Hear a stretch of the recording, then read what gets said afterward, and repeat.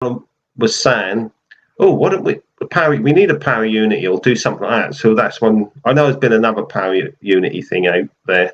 So then they asked to do that, and I said, "That's a good idea. Yeah, that's a brilliant idea." So we can.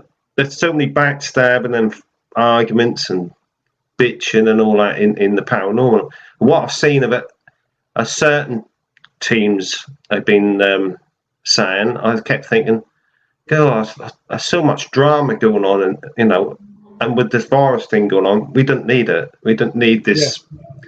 It does my head in. Yeah, I want if. Sorry. I'll be honest with you.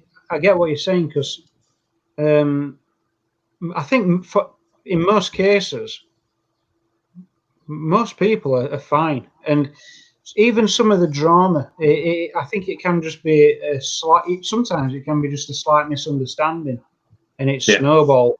And if you're in a room or a group where it can be discussed separate from, from people viewing it, so it can stop it from escalating maybe as well. Can iron it out, can't you? If one team says to another team, they've said this about me or something, and we try and do a go-between where we'll speak to one team, say, "What's that?" Okay. And I try and do it as well. We try and take to one team. There's something going on here. What's happened there, or someone didn't like what I've done there. So we try and do a go between the teams to try and to say they're fighting on one side, they're fighting the other side. So we try and compromise on what's going on. I think there's a respect for that because I think it can be easy.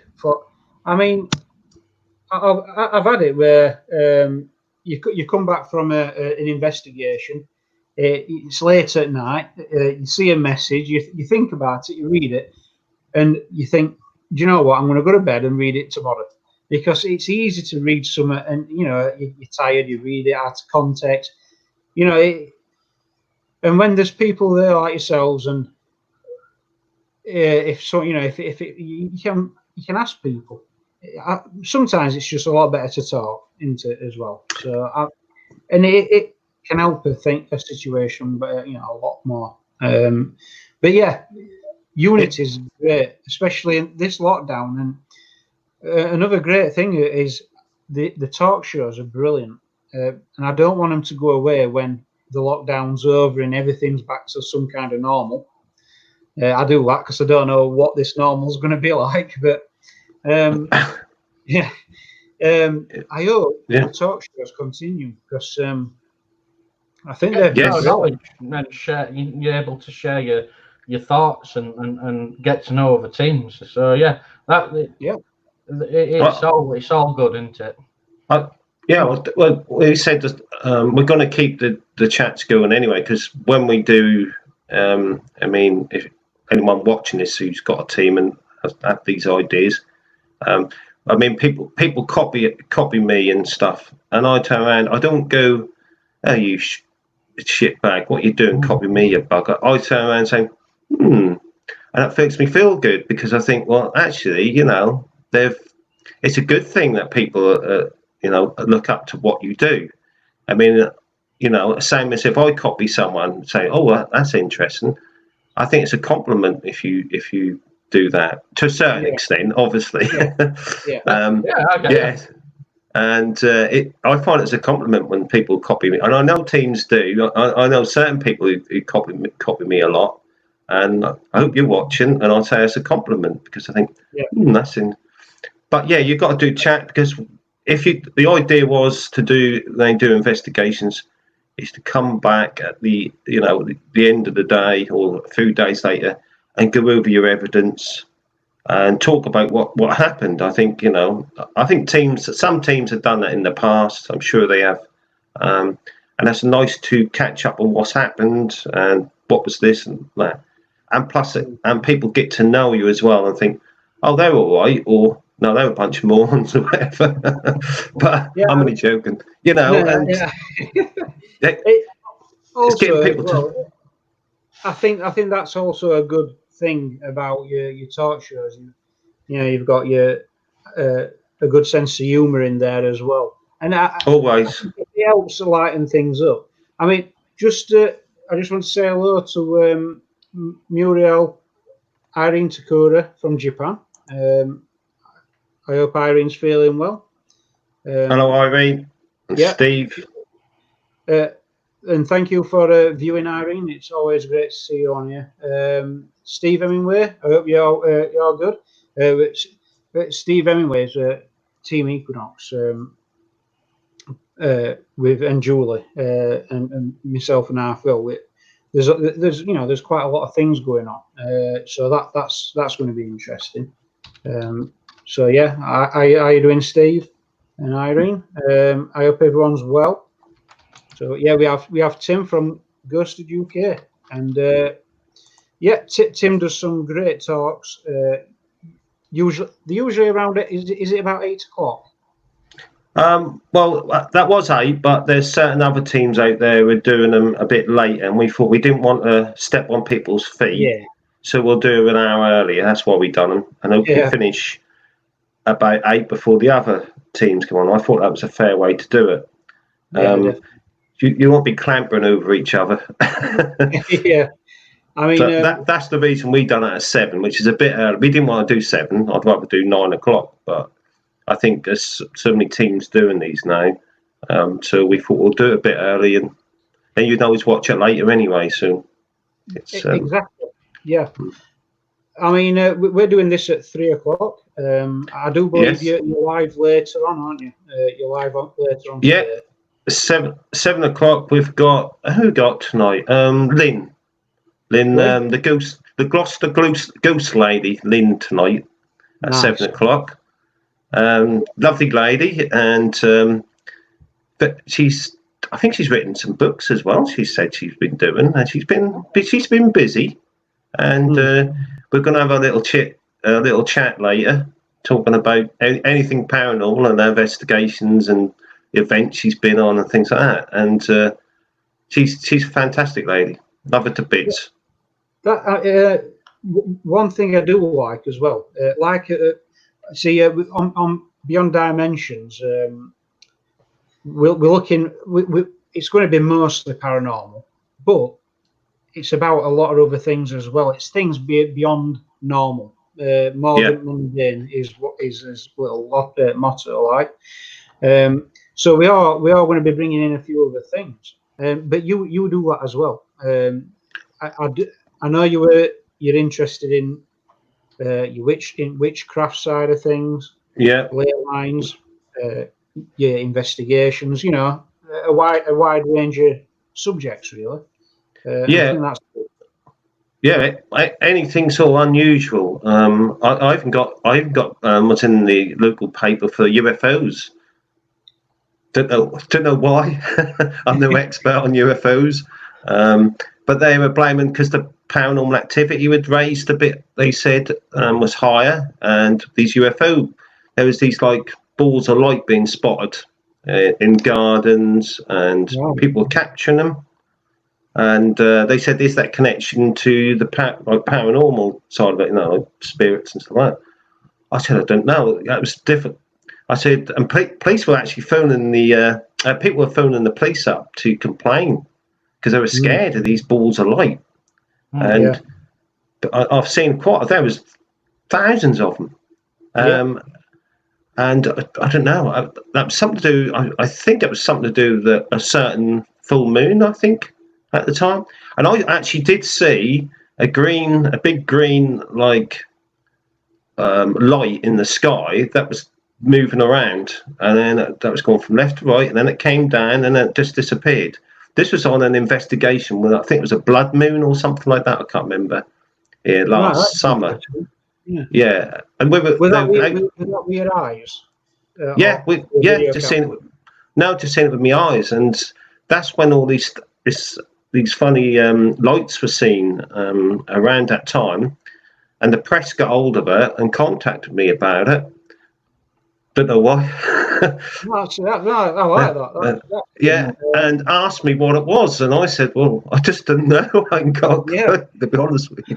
I said, "I wish I knew," because I did do a bit about UFOs for a while and try and study. So, if you're interested in paranormal, you're interested in anything unusual, and I have seen a few UFOs, and I ain't got a clue. I would not know.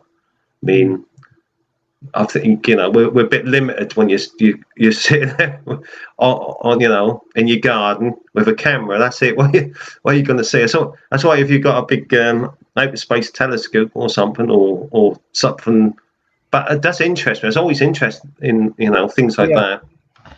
UFO spotting is actually it's on an increase, and it is basically simply as looking in the telescope or if you've got the night vision capability, with scope lens.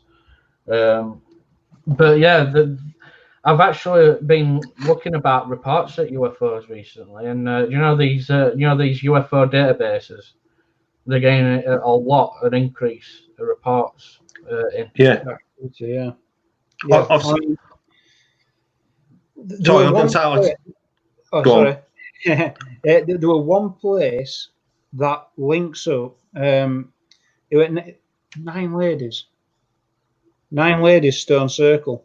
We actually did a post on that stone circle and UFO activity in that area as well. I mean, it is remote, so there's no sky light pollution. So it would be a good place to look at night sky. But also some strange objects being found there. I mean, we don't know how credible all that is, but it were reports of that area linking UFO, stone circles. We were there for ley line activity. And the best thing is, when we were there, totally unplanned, we saw a couple in the middle of Stone Circle, and they were doing their own ritual. And there were 2 practicing witches, a man and a woman. But one of the lady, especially, travelled from Sweden to go to that Stone Circle. And just to go there? Yeah. And then from there, they aimed for that Stone Circle, and then they were travelling to different others in UK. And I said, how did that come about? And they met on a website for, I think it's classed as a pagan website for all different faiths, nature faiths. And they actually met on there. And we did keep in touch with them as well. But it was really nice. Really nice to see them do the ritual in there. It were all, they were all positive, and they were doing a little tour up and down country. Now that's some effort to do, to do that. For them, it was like a little pilgrimage in a way, kind of thing. People travel for miles, didn't they, to spot UFOs? You got the one in America, didn't you? Oh God, what's it called? I can't remember. The American. Is it that Area 51? Oh, Area 51, yeah. That's it, yeah. I've got to admit, I wouldn't mind going there. Yes. Just to see it, just to see that area. Yeah. I know a food. I did speak to someone who went there, and they were updating me on stuff what had happened, and they said there was a lot of paranormal activity in that area as well, which was. So I said, "Well, you're doing the UFO spot and the paranormal investigation at the same time." He went, "Yeah." I can't remember his blooming name now, and he went, "Yeah," and I said, "Wow, that's amazing. That is, because that's the energy. There's certain energy there again in that area." And it's weird that the energy seemed to be like, people spotting these like I'll call them balls of light. Right. I wouldn't say orbs because I'll get a rollicking for saying orbs.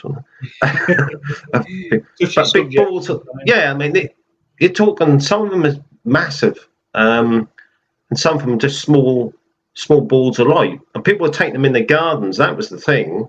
They were taking a picture of the moon. But around the moon, in the vicinity, like in the gardens, and also people captured on video as well, going along, stopping, and then in the sky, but not. I wouldn't. Well, looking at the footage, I wouldn't say that was like miles up. That was like probably 500 yards or something ahead, sort of thing. So it wasn't like super far. And they were moving around and stopping, and they're moving around, and what they were, I didn't know. I mean, I got a clue. I wish I knew. I wouldn't say it was UFOs, but that's what I told the press. I'd just say that was maybe something energy in around us, because they say everything's energy, isn't it? The whole Earth's full of energy. Still, you had that activity there, didn't you? And you saw it. So in the end, you've got a question, haven't you? What these things, what's happening? You question something that's it's impossible to say, because you're just limited to what you can do when things are flying around in the air. You've got video camera. That's it, really. That in theory, isn't it? Really, I mean, it could be military tested vehicles or Android, whatever it is that they've got up there, and you won't know unless you get abducted by something. I would imagine. Well, why I said I want UFOs, because there was spotted sometimes. It seemed to be in the atmosphere, in the air.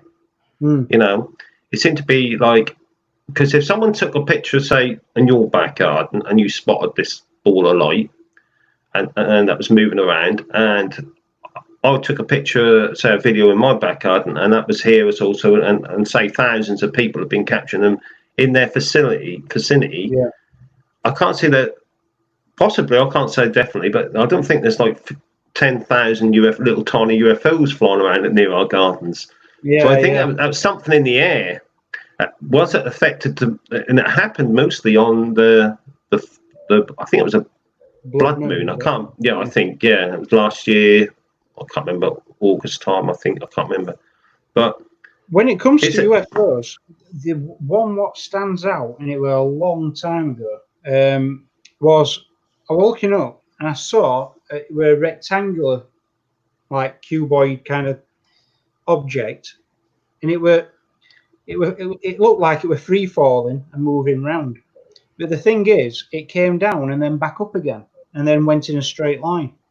And I was watching it for quite a while, and then I looked round and I saw someone. I went, "Can you see that?" And they went, "Yeah, that's a bit weird." And they went, "I wonder if it's a weather balloon." I went, "But why would it be? There were no reason for it to be like rotating in the way it were. It were really odd." That were to me that were one that I just can't explain. And it were quite some years ago. I mean, now, it didn't even look like a drone. But I mean, now when you see a light in the sky or anything, first thing that comes to your head is a drone. Well, yeah. One near us, and it takes some amazing pictures. But once it gets to a decent height, you see a little light, but you can't hear it. It's a pretty good drone, that one. I've seen some. Yeah. I've seen one UFO once in summer's day, like today. Absolutely gorgeous, clear sky, and that was one afternoon, and that was just stationary in the sky, and it was silver. It was massive. Really? And then just why I spotted it, because I was looking at a big this military plane, like a carrier. Yeah. And I was watching that. That's what I was watching. I wasn't really interested in anything. I was just watching this plane because I love military planes and stuff. Yeah. But whoa, look at that! And I was watching it. Just behind it, in the distance, was this silver object that was massive, and that was stationary. And I thought, it's got to be a weather balloon, that. And then I took my eyes off the plane, was watching this object, and because that more fascinated me. And that was massive, solid object. You could see it was a solid object, and wasn't a light reflection or nothing. When the plane got, like, I'd say, the other side of, the sky, and I looked back again, the object had disappeared, and that shot across to the other side. Wow. So, and that was in, like, near the far end, so the right hand side where I was looking, where the plane was in. That's amazing. Yeah. Within a split second, that was. And I was like, whoa, hang on.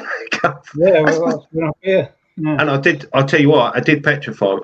That did scare me because I thought, this is it. This is them and Independence Day here. Yeah, it comes I did, yeah. I'm not joking. I was serious. I thought, holy shit, that's a real UFO there. What the hell? You know, I was shocked. Yeah, because it's that far. It's so different, and it's that out of control. When you're there, you know what you're going to do. It is going to. It puts you on edge, doesn't it? I mean, well, it makes you feel like a little ant because you think there's nothing you're going to. There ain't much you're going to do with that great bit. I mean, to be honest with you, work out the size of it. That was the size of like a football stadium size. Yeah. All right. Is that what you're talking about? Yeah, that's unbelievable. I just want to say hello to Leslie Hudson in chat. Robin. From Spirit Paranormal that we also work with. Brilliant. Robin's also in chat. Hello, Robin. I bet you're drinking that coffee. Oh, coffee. Do you know what? I had a coffee earlier, but it's that warm.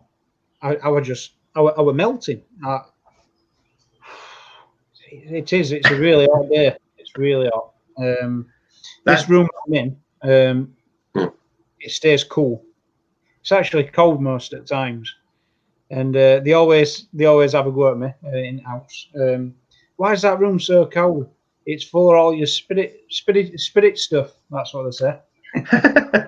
Oh, we did have some activity. I got rods. Oh, right.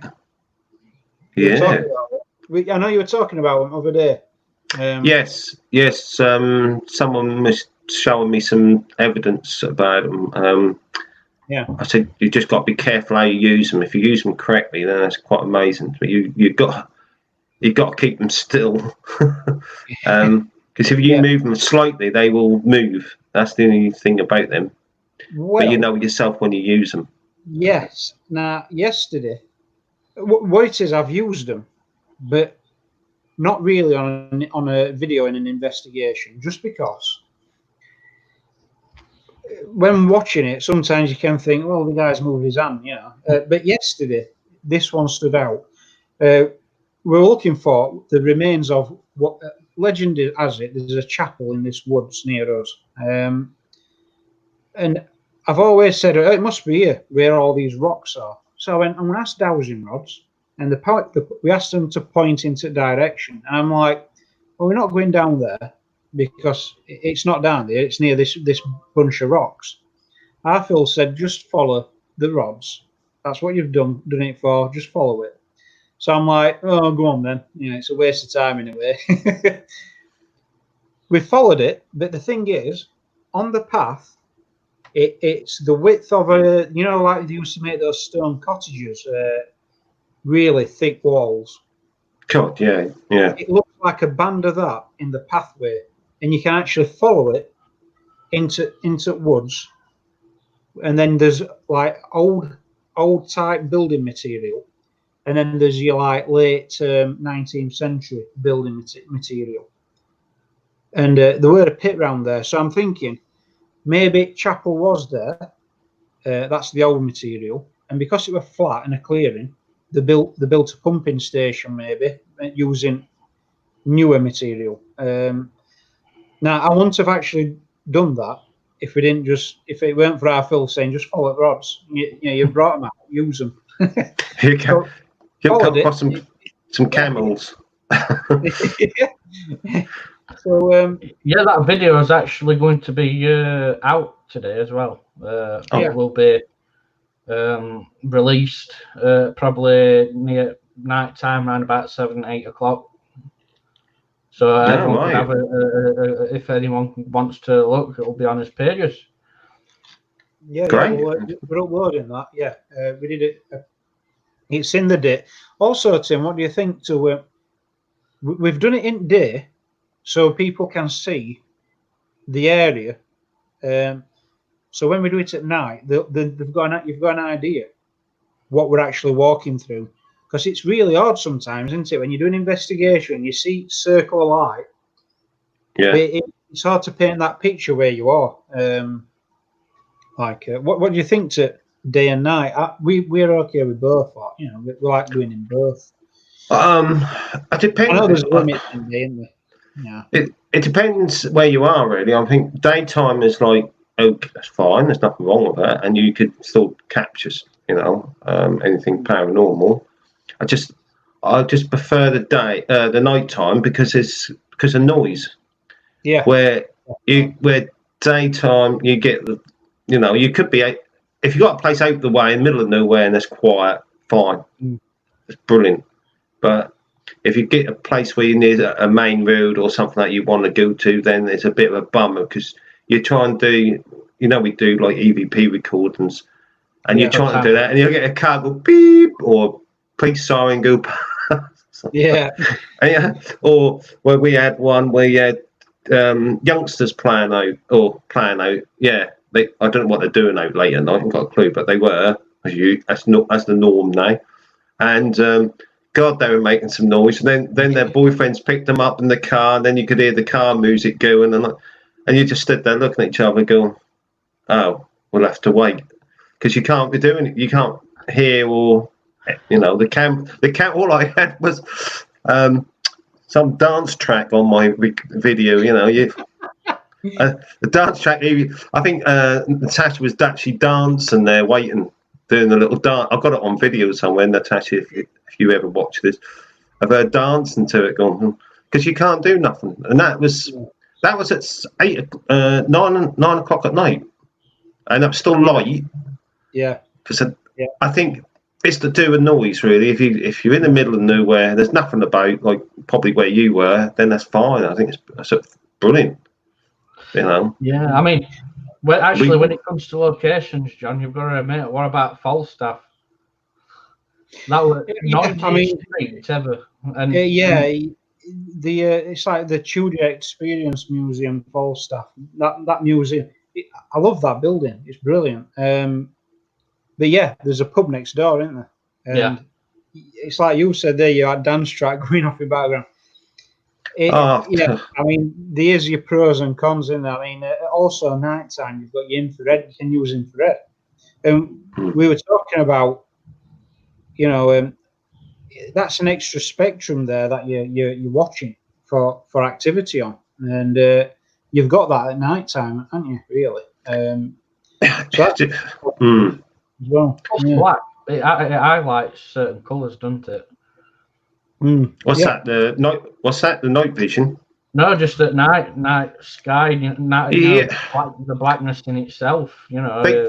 They say dusk. They say dusk is a fantastic time, or you know, or before, you know, or dawn is another time. That's supposed to be quite a bit of energy there. Just it's about to get dark, and just when it's about, you know, morning has broken, as they say, as the sun's coming up.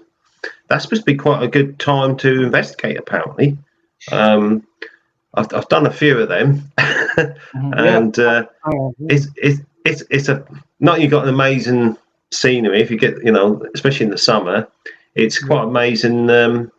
You know, a bit of energy there for some strange. So do make you wonder if, like you say, the moon is connected, the sun and all that's connected to something to do with the energy. You know, I do believe, you know, that that's all to do with energy of what I've experienced. Yeah. Energy spikes and stuff, and that weren't natural. Because you know, one place, like I said, we were in a nuclear bunker, so there was no Wi-Fi, no nothing. You weren't getting anything there, and like I said, they had protective shielding in the bunker to protect the Russians from snooping in on what they were doing. So you know, you weren't getting any outdoor interference. It's like it's a really sealed location, that kind of place. So yeah. I like those locations that you've been to. Like, what's the one that you're in? That the bank that you investigated. The bank, yeah. That vault area is a very sealed, and you had the echo and the voice that you were. Yeah. add the echo. Well, I mean, that's they're thick walls, trust me, because they're all reinforced with iron and everything. So that's why I thought that'd be quite good to do it in there, because it's you've got the shielding from anything. And to get the EVPs that echoed, not all of them, but some of them actually echoed, I thought, I can't, of all the EVPs you captured, an echo one from an echoey building is like saying, well, they're actually in there with you. Yeah. They got to be, ain't they? It sounded like, I mean, the thing that I found strange as well is you made a noise that you highlighted, and it was very loud. But that voice that you captured, you could hear it, and you could hear what were happening, but it was like it was faint, like it was distant, even though there weren't enough room in that room for it to be distant. So, and it had an echo, which means it were in the room. So So if any, really odd. Yeah. If any one of us had said anything, that'd have been so loud on the, when we recorded that, at the blasted out, because you couldn't even scratch without an echo. Which I thought that I said at the time, I said that is the best place to do it, because that will debunk anything else. We're not going to get anything interference. You're not. They've got to be 6 foot thick walls in there, reinforced. Obviously, someone tried to break in there, and luckily the actual safe was empty at the time as well, which was a bonus. And that was fantastic, because I just can't get where you get an echo. I just cannot get an echo. I can't remember, it was a girl's name, weren't it? That was a girl's name. Like, we done a recording, plus we capture on the camera as well, and it called. They were talking about a girl's name, and then when we went through that, as it come back through, that was say I can't remember her name now, and I played it back and said her name. So that was just shocking. That was the most active part of the bank, to be honest with you, was the safe. Would you believe? Yeah, that is. I mean, I find that interesting. Just going back to lights in the sky, I did see one. What was it? So it were a big. It were big. It weren't a globe shape or a circle. It were a bit. It were just ecliptical, like a bit of an elliptical shape kind of thing. And I was thinking, what is that? I was thinking UFO. I don't know what I was thinking. Anyway, we drove past it today. It was actually a construction site, and they used like a balloon with a lighting rig connected underneath to light up that area. And it was the first time I've ever seen that done. But that is a technique for lighting up certain areas. So I just thought I'd mention that, because if you ever see that, you'd have to check to see if they had any of those rigs floating about at that time in that area.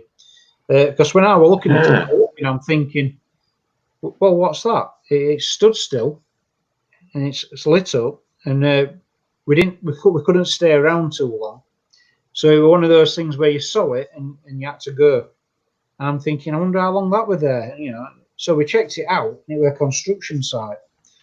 And I thought, well, I was quite impressed with that kind of system of lighting, that area. They do exist out there. So I don't know if you've ever seen any of them before, but I think I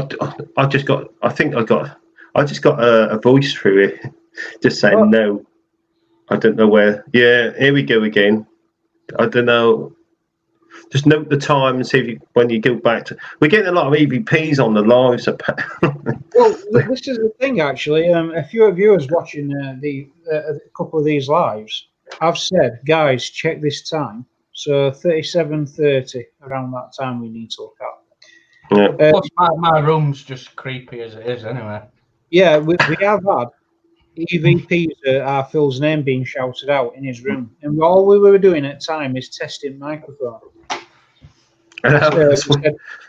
Yeah. It was I just like when I do this, I've got something come through. What the hell's that?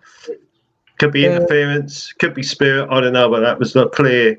No, like that. Right in my logo. We did one of these chats to each other, didn't we? And it weren't live, and we were just talking about different things.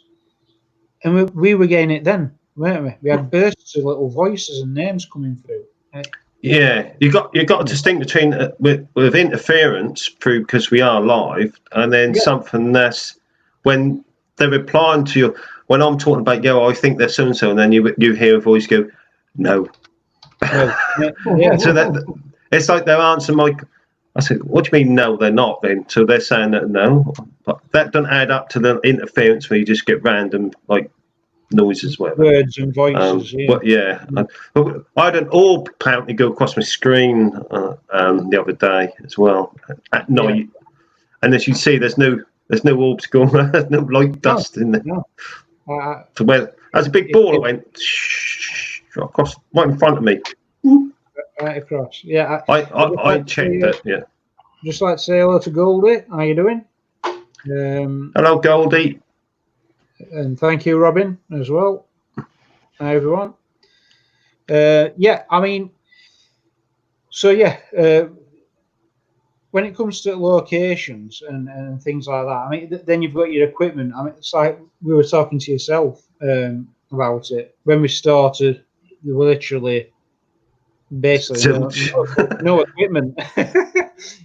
It did actually take us quite a long time to get where we're at now. 4K cameras, EMF meters, and all I used was a video recorder. I think it's VHS.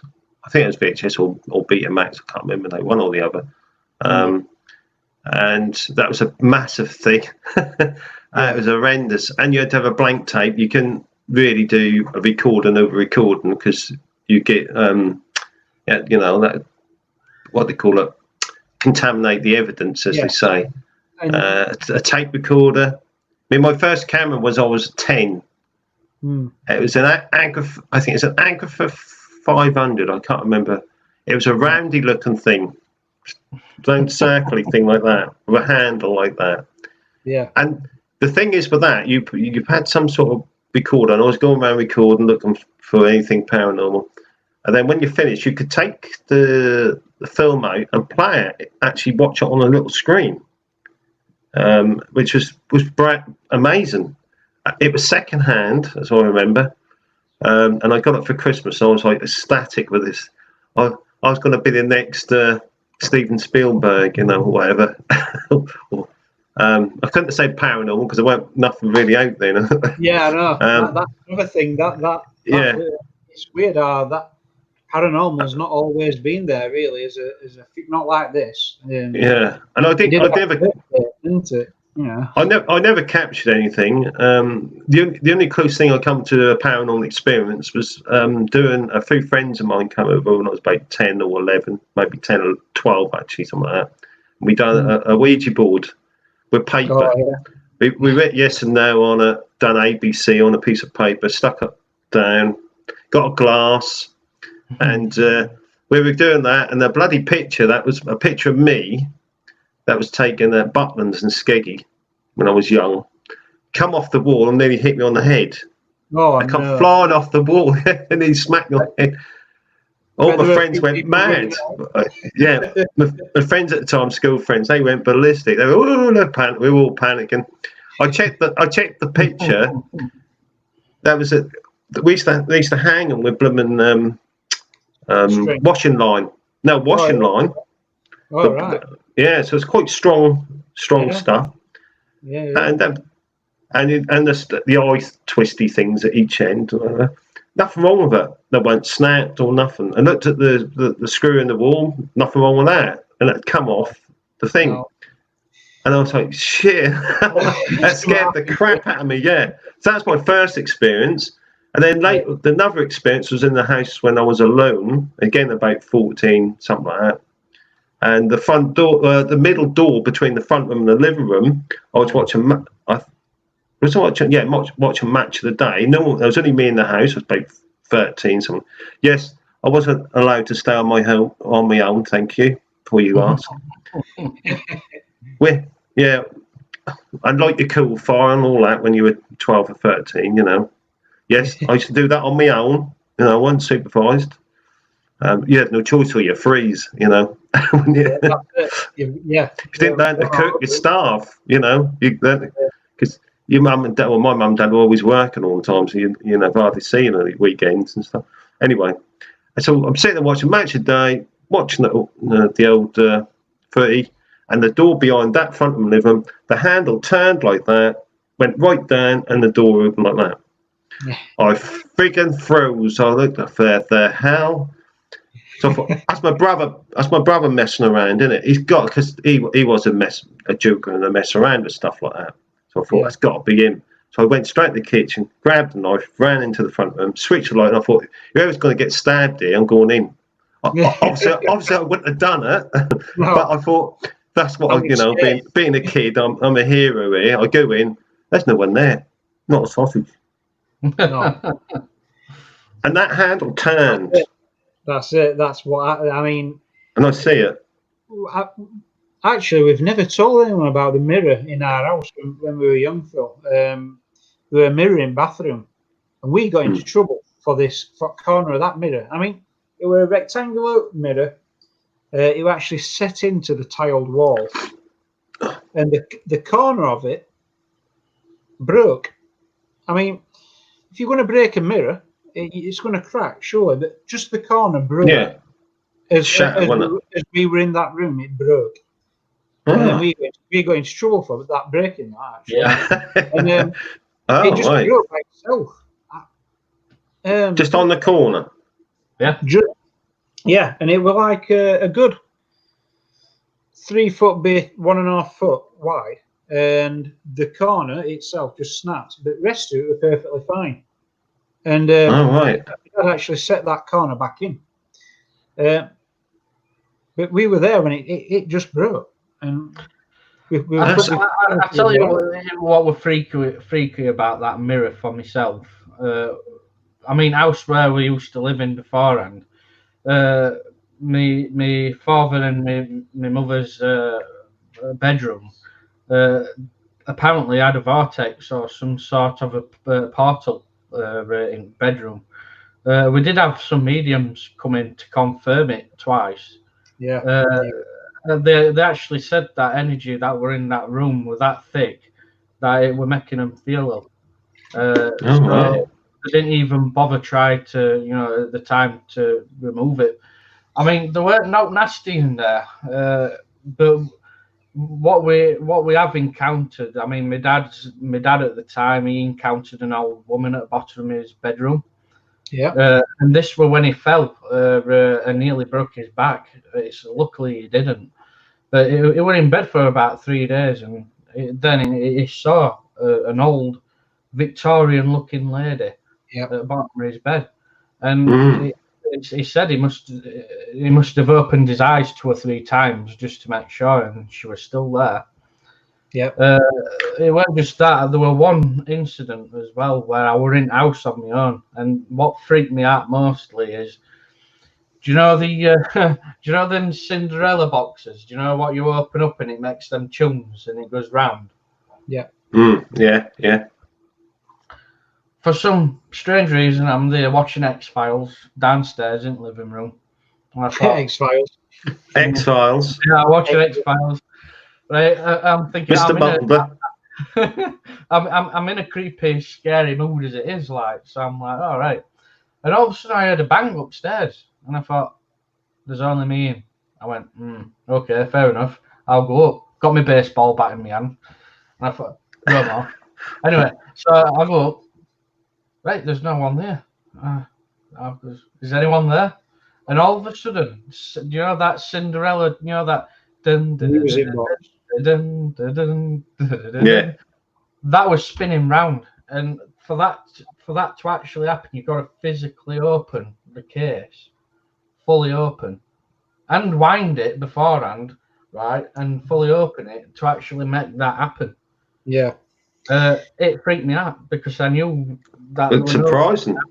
And you've got to physically wind up and open it. Also, as well, I know that did bother you because it's the one thing that stays in our Phil's mind. And when we went to that was it, East Drive. It were amazing because I were all right in every room by myself, and then someone opened, I think, one of them boxes, and me and our Phil, we just looked at each other and went, "Oh no!" It still gets me in a way, not as in a bad way, but it makes me think of that day when I know no one there to open it. I mean, it were in every box as it is. It's not like you could breathe on it and it'll open. I mean, you've got to physically open it, and it's like that freaked me out. Have you seen those EMF meters that convert to music to a radio box? Have you seen them? Yes. What it is it draws in the EMF to power the music, I believe. So as it draws in the EMF, that'll start playing. I want one. I have not got one, and I want to get one of them, but I can't find it for love or money at the moment.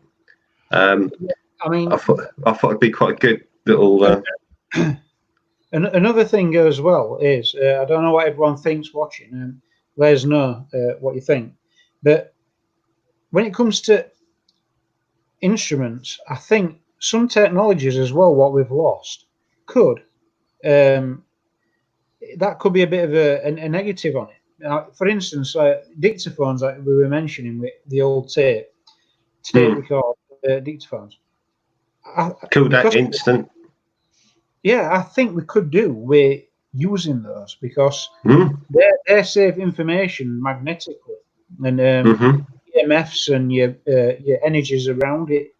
It might be a different format. I mean, we being digital now, I know it's still kind of like in some chips it is a bit magnetic, but they say that the old recording tape has a totally different effect. I just want to say hello to Jane and Terry, and Leslie just said Betamax.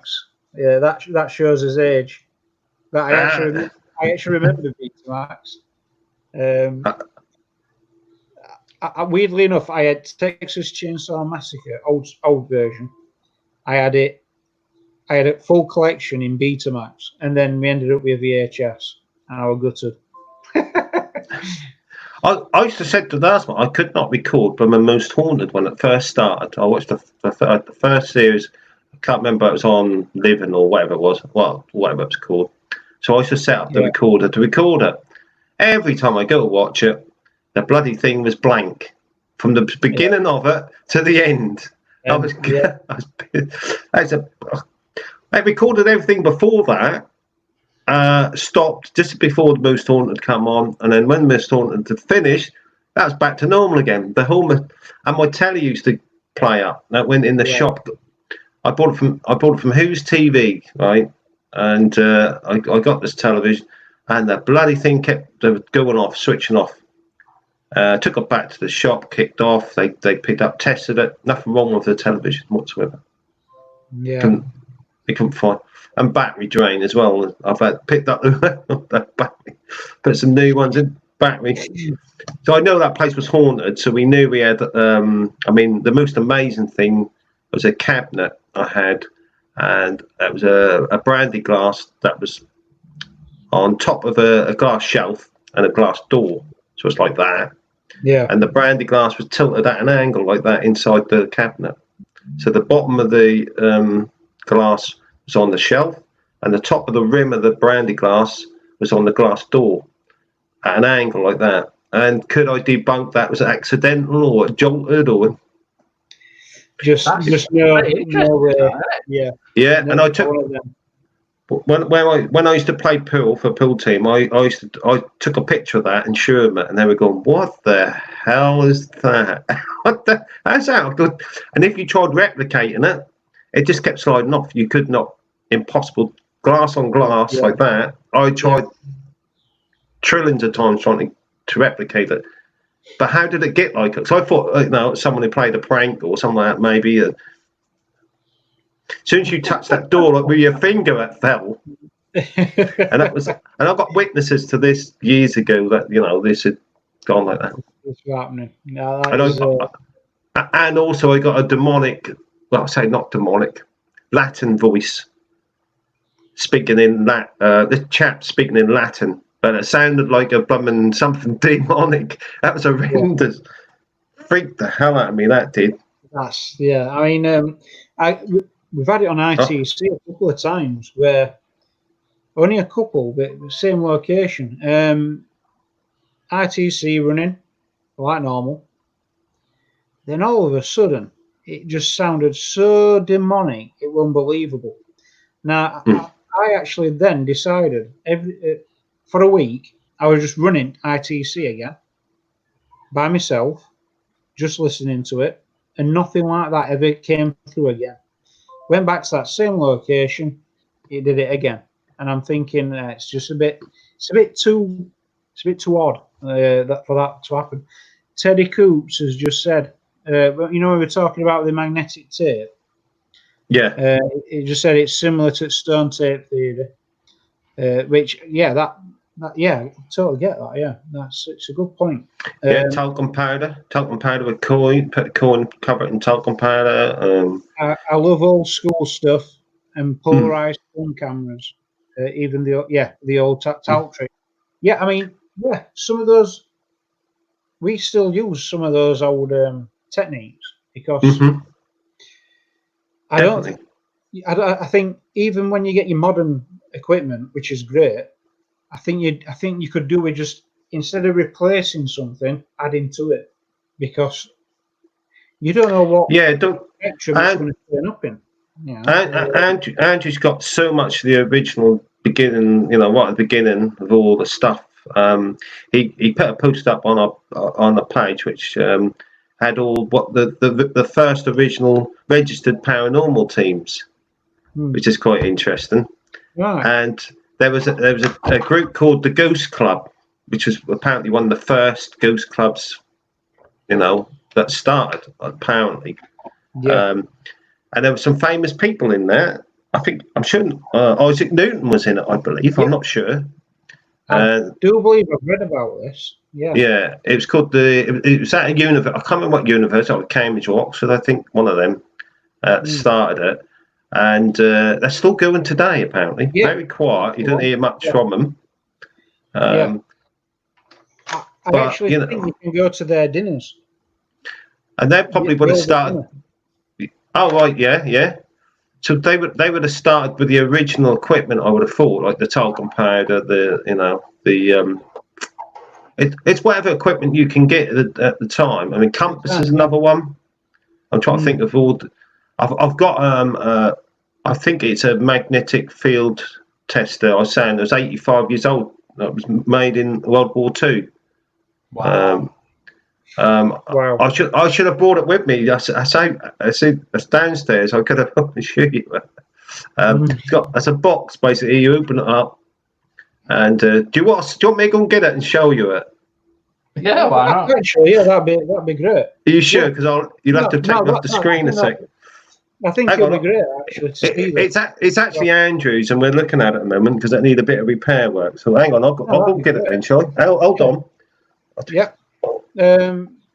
Terry, Polaroid. I think we've only used that a couple of times. Well, Polaroid. actually, and I really like it. I actually really like it.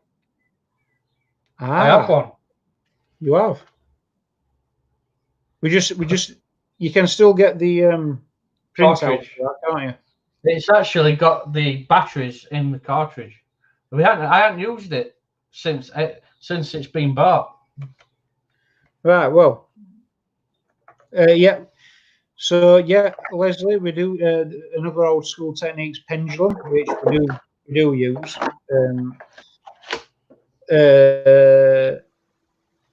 Terry Coops, stick with Polaroid, yeah, definitely. Irene,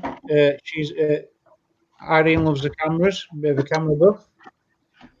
You know how to read and print negatives. That's pretty good. Has anyone tried litmus paper that changes with atmospheric pressure? I like that, Terry. I don't think we have we, on that one? Oh, thanks, Terry. Yeah, that's With, something that we have to look into. I mean, all this is good because at the end of the day, I think going back to these old school methods is probably the way to go in the future. Yeah, we'll mention that to Tim George. Right. Terry Coops has just mentioned about litmus paper that changes with atmospheric pressure. That's what, sorry? Litmus paper that changes colour to depending on atmospheric pressure. I mean, that's pretty interesting one, that, isn't it? Oh, look at this here. Hang on. It's bloody heavy. I can see. Looks like a car engine. Using different cameras on a location would be a good thing. Oh yeah, that's it. That's a nice piece of equipment. That. What stink? No, that's old. I think Andrew. This is Andrews, and he said it's 1985. Obviously, we've got a button problem here. Yeah, we've got a couple of buttons. Yeah, they're seized. Right, Oh, bloody hell! The thing's cut. Oh no! I'll read the instruction. That's all right. That's all right. That's too heavy. Oh, bloody hell! We'll delete that bit. You want to lug that around? Sorry, you'll get it back on. Yeah, you'll fix that. No, so I'll just say, because this is Andrew, so he should get the credit because that's his operating instructions for TS 15 AP. Right. So those buttons, I think the variable capacitors, aren't they? I don't know. I've done some. Have a look. Use select yoke to be used. Small. What's a yoke? Is that the button? Yoke. Large. Attached to probe. Nicked. Plated knob. Oh, they put knob. That's all right then. Yeah. Well, With measure control knob off position. Of course, that's very not very good instructions. Yeah, the Gauss meter should be separated. Gauss meter, yeah.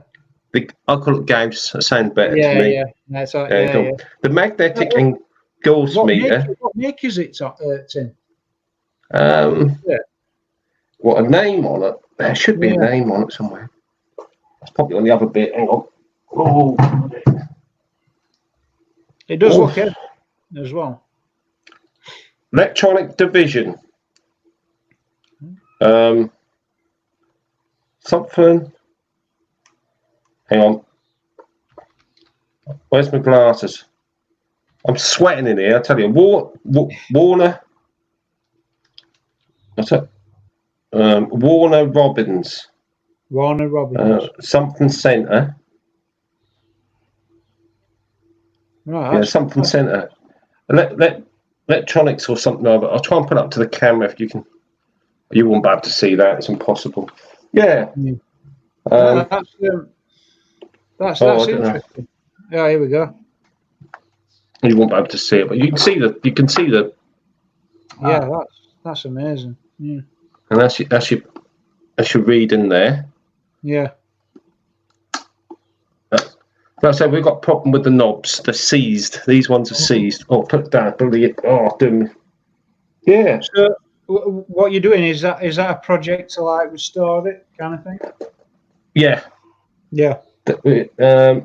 That's Andrew. That's part of Andrew's collection. He has tons of stuff.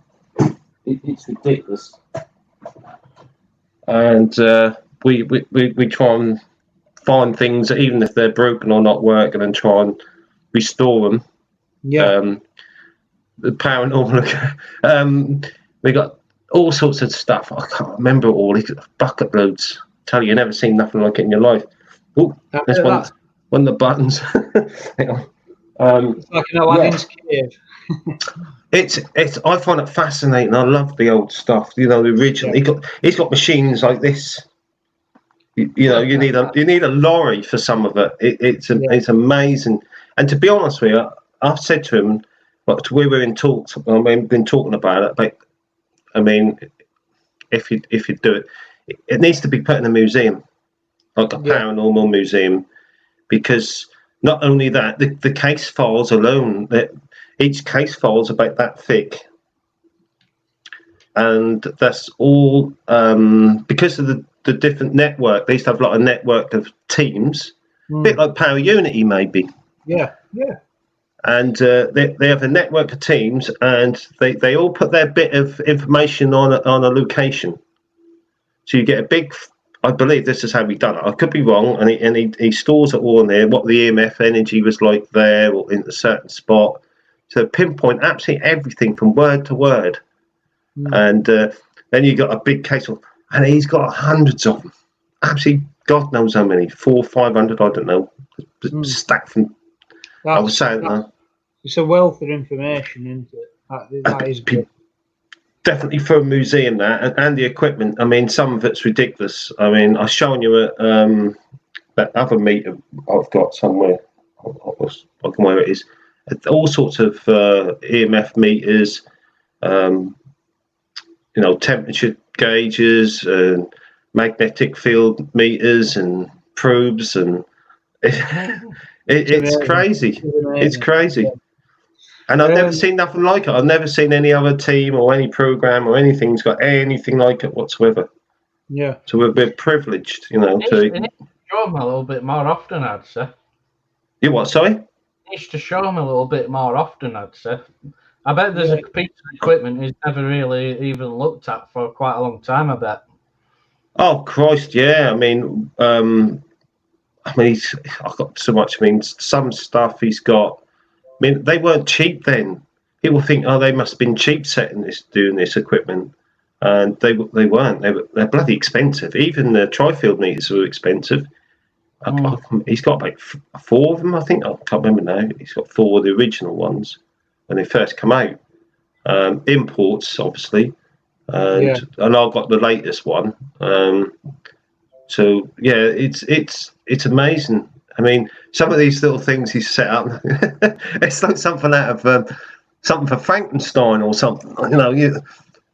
What's that going off, Andrew? It's a so-and-so meter. Oh, okay. The hell's that going on? So, I like that. That's actually, good. Tim, do you know if you were to go on an investigation now, let's say, what kind of equipment would you normally just take as in basic? We normally take absolutely everything. CCTV, REM pods, EMF meters, lasers. We've got trip lasers. Especially if you're getting a spirit. We've had a situation where spirits keep going through a certain part. There used to be a doorway, and they seized the door up and bricked it up. And the spirit used to go through the same spot. So what we've done, where the bricks are, which is, you might think, why would you put a laser? It's a laser pointer, goes to there, anything walks through it, triggers alarm. So we put it near where the wall was, hoping for this spirit would go through the wall where the door used to be. And we didn't get nothing. The lasers didn't go off nothing, unfortunately. But at the bank, we did have the lasers going off to the entrance to the bank, would you believe? And you have to be a solid object to go through it. Thing is, you've got to set that equipment up to be able to get that result. It didn't go off then, but if you didn't set it up, if it did go off, it'd be an amazing part of investigation. And it's right that you actually, you did give it that chance anyway for it to, So I get what you're saying with that. If you take everything like that, you can put it to use. We're limited on outdoor ones. When we used to go outdoor ones, we were limited because you can't take CCTV. Certain things but most stuff you can. I'll try and make it all portable. The ghosted box does use Wi-Fi, so that's a pain. But we have another sort of similar ghosted box we can use, which can be outside and portable with like 3 9-volt batteries, so they can be portable. But we try and but when we do indoors, we got, you know, if we got all the equipment, we take it all. Andrew takes what he wants. Yeah. He will not, because he's, you know, he will not say I'm taking all the equipment because we'd need a lorry. So we don't. He'll take specific things, you know. God knows, he surprised me every time with the stuff he takes. I think, wow, you know. But that all should be in the museum. I've got another bit. I think I showed you last time the couple of meters. Yeah. Hang on, I'll show you. I'll show you a couple more. Hang on. Oh. Yeah, definitely. 2 seconds again. Yeah, Are you all right? Yeah, you're interested? Yeah. Oh, yeah, definitely. Yeah, please, then. That's great. John, actually, no, makes me wonder as well. I think I'm actually introduced more negative stuff. You know, your Polaroid. Yeah. And your film cameras. Yeah. It is a different technology. It's a different way of working. I totally get it. Thanks for that comments. Thank you, Teddy. And Goes to UK, Irene. Shame with some new technology is open to misuse. Yeah, it is. You have got to. You got to watch out. Oh, yes, go watch out for that. Look at that. This is another bit of Andrew's equipment. Yeah. I like these. Yeah. Gustav Lab UK. Yeah, you can definitely tell why it's. Yeah, it's Articulate Measurements Limited. Right. It's called Middlesex. And you got your temperature. You set your temperature. So it's switched on. You got a probe here if you need it. Yeah. You could your temperature. Is it on? Might not have a battery, and I don't know, because a lot of it we take it's the buffer, so you can set it to stabilize it. You can see that little angle. Yeah, like that. It's better. Yeah, I like it. And you can adjust it. I don't think it's. Yeah, that's. I mean, look at that. Yeah. And that's just, I believe Andrew said that's something that, you know, they say it's designed for paranormal. You know, reading of the. You know, atomic measurements. So I suppose that's bar pressure and stuff like that. Yeah. Yeah. Well, that's pH. It's pretty good. I like how there's a full range of equipment you've got there. Number one. Oh my! Oh wow! Oh, I like that. Well, let's blow this up. Let's have a look. You might get a bit of the thing on there because of my green screen. What's this one doing? Calibrate. What's that? I ain't got a clue. Static field detector. Static field. Yeah, that's probably. I don't know. I think would have thought that was early 70s. It could be early 80s. I don't know. You didn't see them on television before even that. It's on. Yeah, it's on. Yeah, I was on. I like that chunky noise as well. Yeah. It's like good old. Bit of power there. Sorry about the thing. Yeah, you can adjust it. I'll just adjust it to 0. So anything static. Yeah. You can see. Oh, look, the red light's coming on. Picks up any static energy. How about that one? Switch it off. Got a great big bloody dead tenant. Look at that. It's like a fishing rod. That's amazing. We do have a question. Do you play old time music in certain places for the era of known spirit? Got me. Yeah, definitely. Yeah, definitely. Yeah, it's a bit. Yeah, get the atmosphere going. You know, it's definitely. If you go into a war base, I've played Vera Lynn. Fun you should say Vera Lynn because I think Andrew's. I could be completely wrong here, so I can't remember. Andrew's mum or dad had written one of the songs for Vera Lynn. Really? play. That's yes. amazing. Yeah. Andrew's mum and dad used to own a record shop in London and also producers of songs. And he showed me a few pictures with some celebs. I can tell you over the years. His mum, his mum and dad. Yeah. That's pretty good. You need to get him on alive. I tell you, you need to. He doesn't open up to much, but once you get him going, he's got some interesting stuff to tell you. Yeah. Well, when all the lockdown's over with, we'll have to. I'm sure we'll all need to know. Definitely. Yeah. That'd be good. I've got one more. Another something. A mini monitor. Yeah. Oh, that's one of the early ones. 1 minute. Yeah. Ah, blooming heck. Oh, so it's got 3 different fields, hasn't it? It does. I should imagine that is old, that. Radiation monitor. There you go. Yeah, isn't it? It's got to be. Yeah. Yeah. So, that's pretty cool. Yeah, so like, can do radiation.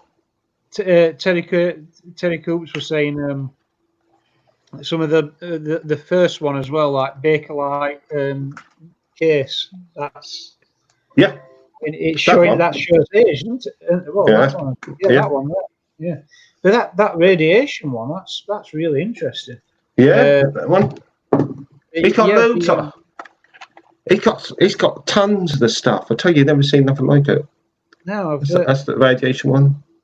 Yeah, I mean, I think he got a lot of the university to buy this stuff, design this stuff and build it. And if you see something, you thought, oh, that's interesting, you would get it easy. I mean, Andrew's been investigating for, I don't know, 40 odd years now. I would have thought it is. He didn't tell me. I don't know how old he is.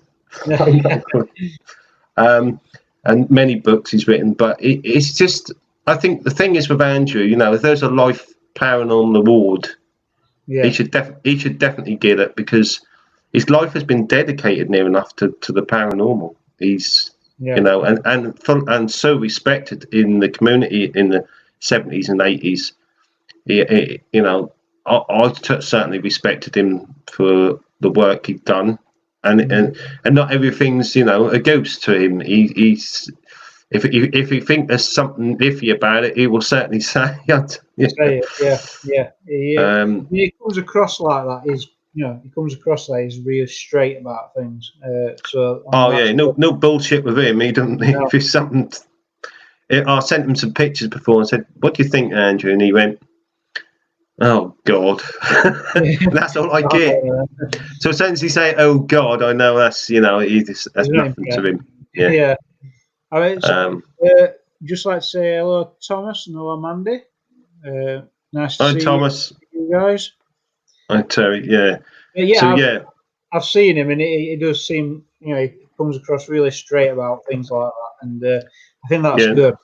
And also in the 70s and 80s, when he were doing it then, it weren't that open to this field society, were it? No. Very taboo. Area, they didn't do lives and all that stuff. That was strict conditions. I tell you, he was telling me when they used to do lock off stuff, they used to put tape on the door or someone's hair. They put there's something out of like a spy movie. I tell you. Yeah. And they put something like a hair. You put your hair, lick the hair, and stick it on the. Jam it on the door. So anyone that's gone in there when they're supposed to be locked, so make sure no one's been in there. Then if the hair's been moved or come off or moved or something he was saying, then he knows someone's been in there. So the whole experiment is just wiped. That's it. Not going to do no more. And they know someone's whether they've been in. We'll tape. Just get some sellotape and just stick over the doorways. A couple of them. To stop people. To make sure no one's been in there when they shouldn't be in there and things like that. And another thing they used to love doing, he said, was just leaving recorders running, and they'd go down the pub for an hour and come back. He said because sometimes you can enter a place and you won't hear nothing, you won't capture anything or anything because maybe the spirit just don't want you around, and or that sort of thing. So, that's important to try and, when you do a lock off, to secure the area. And it's exactly with, like I said, they didn't have no Wi-Fi or nothing like that. Then they ain't got to worry about that then. So that was a little bit easier for EMF. Now that's really hard. That's freaking near enough impossible. I mean, you've got a lot of possible contamination now, haven't you? I mean, you've got wireless systems. I mean, you can have it for alarms. A lot of different things. I mean, even your electricity and gas going to a smart meter. There's a lot of wireless energy going about. I actually saw an illustration someone did, and they took a picture of an area, and then they did they kind of painted a visual at wireless waves that were detected in area over the picture, saying that's what you're looking at in this invisible world. And when you saw it, you thought to yourself, wow, there's a lot going off that you can't see. And I suppose that's why we like paranormal, because there might be much more what we can't detect, can't see, we don't know of. And if you painted that picture, I wonder how amazing that would be. It's you got things like you got to find out where your natural EMF, natural stuff is first, like EMF. Then you can get static off yourself, EMF off yourself. So you got to limit that. Then you got Wi-Fi. Then you got mobile data, and you got to cut it all down to bare nothing. Absolutely nothing in on the premises. And also you got, like, even if like pubs, you got fruit machines. Well, they're still storing energy through the machine, even if it's powered off. A lot of stuff can store energy. Like fridges have to be left on, and you think, oh shit, I don't want, excuse my language, you don't want freaking fridges on. You don't want pumps on. You want that off. They look at you. No, that's going off. Especially things with capacitors in, like old school TVs. When you take back off one of them, I've done it. I was repairing it, and I caught the old capacitor, and I got a right belt off it. They store a lot of energy, and it's detectable as well. And that's just your old, that's just your old TV. Anything else with a decent power supply in, it's going to have a capacitor in there with a decent charge, and you can pick these up. And some of the magnetic energy or EMF, even certain things I've witnessed it. Sometimes they're like 80 years old and they're still beaming energy, EMF off it or magnetic fields off it after 80 years. The old radios. Capacitors and stuff, like you say, they store energy for years. They do, yeah. You got to watch out for them if you're taking them to bits. I've just come across what Terry Coops has got. Don't see many groups taking baselines before the start. Weirdly enough, we do. It's just we don't do it online, do we? Well, not a lot of people like to hear it, unfortunately. But we always do, and we jot it down in reports in his own files, for his own research. If you don't do baselines, Terry, if you don't bother doing baselines, then to be honest, you're a bit wasting your time investigating, because you can't compare them, can you? Because there could be just natural energy already there anyway. So all you'll be picking up is natural energy, and so you wasted your whole night for nothing. You got to find out where the spikes are in that area before you even start doing anything.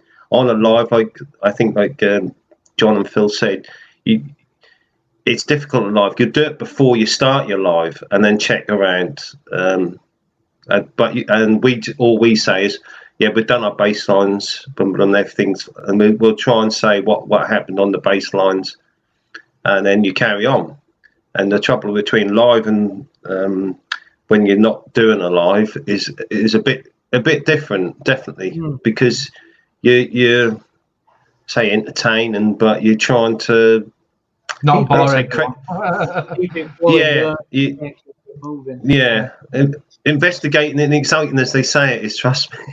Yeah, well, no, sometimes. I mean, we Could when be we quite make the video, we should probably try and add a bit more of the baseline stuff in, actually, just to show you that it would happen. Because we went to one pub and we had a device. It was following different frequencies in area, and I'm there following it, and I came to a wall. I'm thinking, what's going off? And I looked up, and quite high above my head, because it was an high ceiling, there were a Wi-Fi transmitter. You know the repeaters. Yeah. There were one of them. So I did track it down with it. So I changed field, and I caught something else, and I went a pub. That was it. And I got to one part of the floor, and I'm like, what's going off? And I thought to myself, where's cellar? Went into the cellar, and that's directly below us. That's where pumps were. And, there's a lot of, like, solenoids going off, things like that. So in that room, I thought, right, those areas, we might as well just avoid. Because you've got Wi-Fi repeater getting picked up. You've got valves underneath, picking up, turning on and off. Refrigeration unit were under there. So we went to the other side at pub and we tried it from there, like. But I guess if you don't, it's like you said, Tim, if you don't do them, we've done.